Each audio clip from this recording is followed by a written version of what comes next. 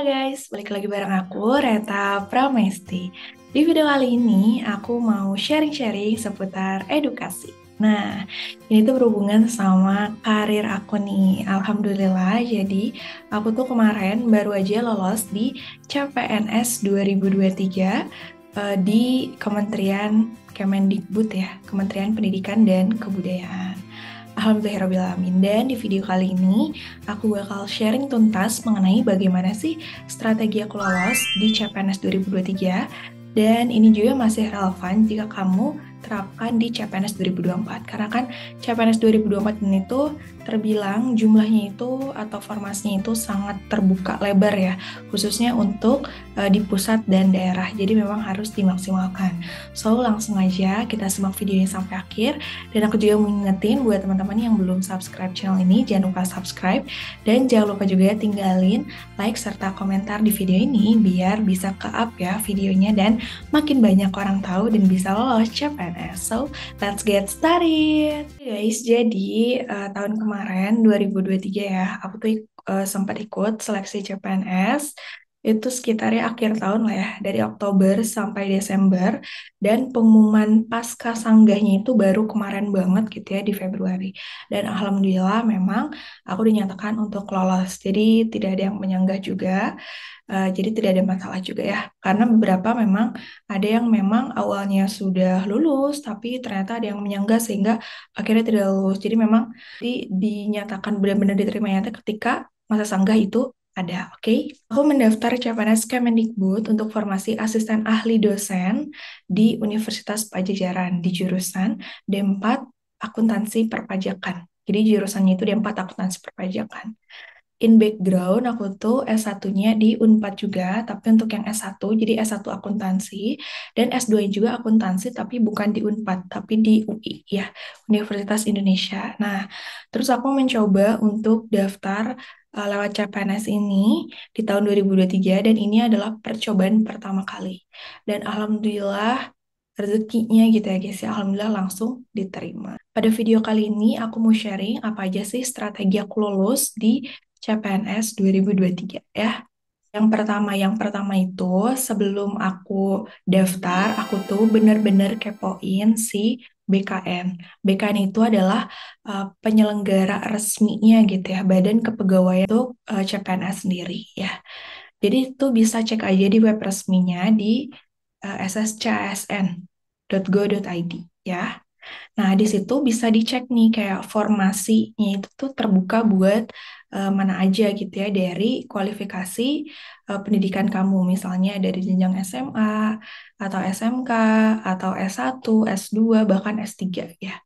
Nah, S2 itu emang kebanyakan untuk formasi yang dosen. Tapi ada juga ya dosennya itu nggak hanya di dosen Kemendikbud aja, bisa di Kemenperin, bisa di Kemenkumham, dan kementerian lain terbuka lebar. Kalau untuk yang S1 bisa untuk formasi KPK gitu ya. Terus formasi lain juga banyak. Yang SMA juga ada di Kementerian Kemenkumham, Kejaksaan, Mahkamah Agung, dan lain-lain. Nah, kalau untuk S3 itu banyaknya itu untuk peneliti di BRIN ya, Badan Riset Nasional.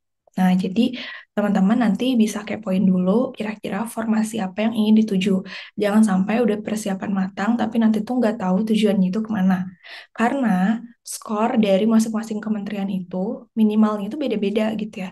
Kayak misalnya aku tuh bandingkan, kalau tahun lalu itu tuh minimal ke formasi PPP ya di Kejaksaan itu lumayan tinggi guys di 414 minimal minimal ya. Karena kan yang diterima itu pusat gitu ya. Nah, sedangkan kalau di dosen sendiri di 370-an itu tuh masih banyak yang lolos gitu ya. Jadi makanya teman-teman harus tahu dulu formasi apa yang ingin dituju biar nanti bisa kepoin kira-kira skor berapa sih agar bisa minimal lulus di tahap SKD-nya. Itu yang pertama. Kalau aku kemarin kan karena memang kualifikasinya S2, maka terbukanya itu di asisten ahli dosen. Terus aku menentukan nih kira-kira mau kemana ya, Unpad atau UI gitu ya. Kalau aku memang carinya yang relevan dengan pendidikan aku gitu.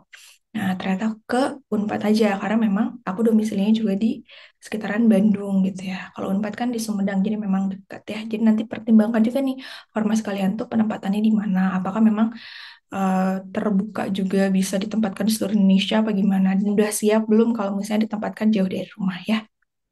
Yang kedua, aku tuh belajarnya, ini mungkin banyak yang ditanyain belajarnya tuh kayak gimana gitu ya.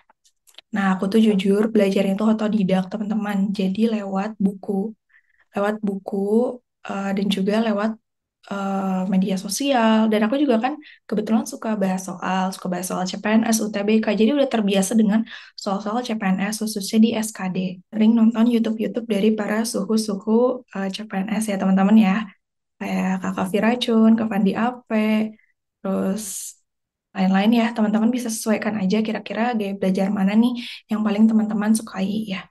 Karena kan kalau gaya belajar balik lagi gitu ya ke teman-teman tuh sukanya gimana gitu. Jadi nggak bisa untuk diikutin orang banget gitu ya. Nah, kalau aku jujur aku belajar otodidak karena lebih masuk dan juga lebih ke TO-TO aja sih. Jadi ketika udah memahami si keseluruhan materi-materi SKD, terus latihan soal sendiri, nanti baru ke try out. Kenapa harus try out? Try out itu membuat kita untuk belajar manajemen waktu dan kita bisa menganalisis kayak atau identifikasi soal-soal yang sering keluar di CPNS. Jadi sudah terbiasa di hari H.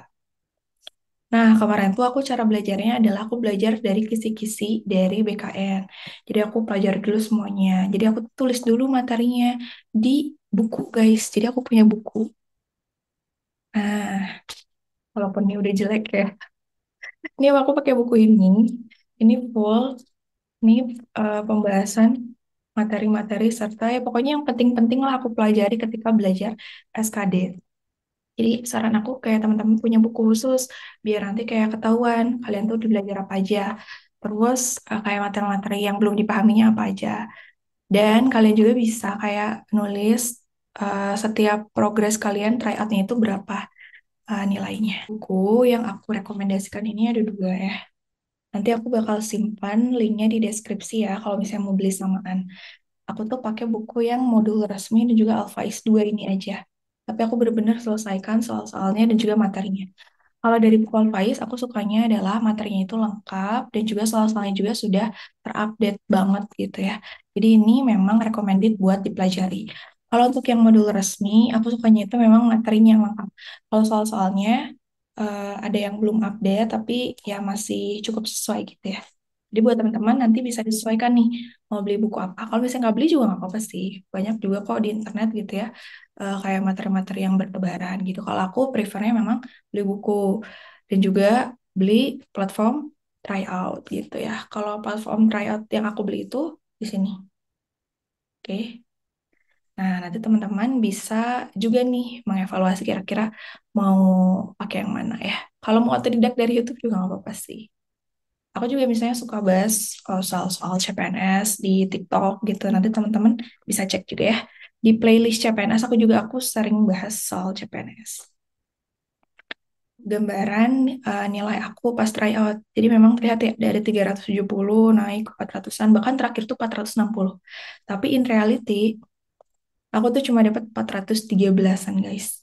Karena aku mungkin kurang maksimal di TWK-nya ya. Untuk TIU sama TKP udah lumayan. Tapi untuk TWK aku pikir soal-soalnya bener-bener HOTS dan penalaran banget. Jadi teman-teman memang harus pelajari yang HOTS gitu ya.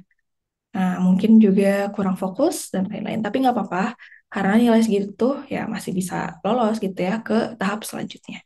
Yang ketiga nih, kalau misalnya teman-teman nanti udah SKD gitu ya, nanti kan bakal keluar hasilnya. Nah, nilai itu kalau misalnya kalian dapat 470-an ke atas gitu ya, itu udah cukup aman sih. Nah, kalau di 400, di bawah 400 juga itu masih agak was-was. Kenapa? Karena nanti yang diambil ke tahap selanjutnya adalah 3 kali formasi. Misalnya kalau di formasi aku gitu ya, formasi aku tuh dibutuhin 4 gitu ya. Nah, misalnya itu yang daftar ada 20. Nah, berarti yang lolos ke tahap selanjutnya adalah 4 kali 3, 12. Jadi cuma ada 12 yang lolos. Kayak gitu. Oke. Nah, oh ya, ini juga ada tips tambahan. Aku tuh kemarin daftarnya itu pakai jalur cum laude. Jadi cum laude dari yang S2-nya ya. Maka dari itu ada formasi khusus cum laude. Jadi kalau di formasi aku tuh 3 formasi umum, 1 formasi cum laude. Dan alhamdulillahnya yang daftar formasi cum laude itu cuma aku. Jadi cuma satu. Jadi ya melewati SKD-nya dan melewati SKB-nya. Dan alhamdulillah it happens gitu. Nah, sedangkan kalau yang di formasi umum itu ada sekitar 15-an yang daftar gitu. Dan yang diambil cuma 3 gitu. Oke? Nah, nanti itu juga bisa dipertimbangkan nih sama teman-teman ya. Kalau misalnya cum laude, teman-teman bisa daftar pakai cum laude, tapi harus siap juga kalau misalnya ada saingan ya. Saingannya biasanya yang monster-monster abis alias yang keren gitu. Jadi yang benar-benar udah siap gitu ya, bertarung banget ya. Karena ada temen aku tuh yang dia tuh pakai jalur cum laude. Nah, dia tuh ada saingannya 2 dan itu yang emang sudah berpengalaman, sudah eh, jadi memang harus siap dengan berbagai kemungkinan yang terjadi. Ada yang ketiganya adalah pas SKB. Pas SKB ini itu sesuai dengan kementerian masing-masing ya. Jadi nanti bisa dicek aja kayak sumber-sumber belajar dari kementerian kalian masing-masing. Kalau aku kemarin pas SKB dosen itu tuh ya banyak downloadin undang-undang, terus banyak baca soal-soal serta banyak ngerjain soal-soal yang berhubungan sama SKB dosen dan banyak nonton video YouTube karena memang sudah lengkap sih. Itu. Jadi aku nggak beli buku khusus buat SKB dosen. Jadi memang semuanya itu sudah terangkum di internet. Tinggal kita pintar-pintar aja cari materinya.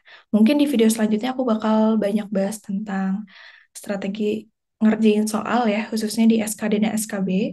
Kamu jangan lupa untuk subscribe dulu channel aku ya, karena aku suka sharing-sharing seputar pembahasan soal atau juga tips finance. Nah, yang terakhir aja nih ya, biar videonya nggak terlalu panjang, adalah persiapkan mental. Jadi dari mulai daftar sampai berakhir, itu memang harus dijalani aja teman-teman. Jangan sampai berhenti di tengah jalan. Karena peminatnya itu banyak, kalau teman-teman udah lolos tahap SKD, sayang gitu kalau misalnya mundur gitu ya. Jadi memang harus berpikir bahwa kalau misalnya teman-teman lolos gitu ya, sampai tahap akhir, berarti ya teman-teman itu adalah orang-orang terpilih. Dan harus dilanjutkan. Dan harus jadi amanah gitu ya, apa yang teman-teman dapatkan. Ketika ujian juga jangan lupa sarapan dulu, jangan lupa juga makan makanan bergizi, jaga kesehatan lah pokoknya. Karena banyak juga yang drop di hari H, jadi nggak fokus gitu ya. Ya salah satunya aku karena aku tuh sedikit pusing sih guys, khususnya di TWK ya. Jadi mungkin nilai TWK-nya nggak terlalu bagus. Tapi so far aku sangat bersyukur dengan semua hasilnya. Dan aku pengen semoga semua yang nonton video ini nanti juga bisa kecipratan, ketularan gitu ya. Bisa lolos di CPNS 2024. Anyway, aku lagi buka bimbel CPNS. Ini yang part yang kedua, teman-teman. Ini. Ini dibuka sampai 6 Februari aja. Ya, kebetulan gitu ya, karena aku lolos CPNS, aku juga pengen bantu teman-teman untuk lolos juga nih di CPNS 2024. Part satunya udah kemarin ada sekitar 300-an orang. Nah, ini part keduanya. Yuk teman-teman daftar. Nanti kita ketemu nih. Aku bakal ngajar TIU ya. TIU aku kemarin di CPNS sekitar 145. Jadi semoga ini bisa menularkan juga ya. Bisa tinggi di TIU CPNS. Oke? Nanti bisa daftar, klik linknya di deskripsi aku. Udah lengkap ya fasilitasnya. Ada Zoom belajar, tryout, rekaman serta PDF, dan grup belajar setiap hari. Oke? Nah, gitu aja dari aku. Semoga semua informasinya bermanfaat. Mohon maaf kalau misalnya kepanjangan videonya. Tapi semoga banyak hal yang bisa diambil ya dari video ini. Dan kalau misalnya kamu ada saran konten lain seputar CPNS, kamu boleh banget kirim di kolom komentar. Gitu aja dari aku. Thank you for watching and bye!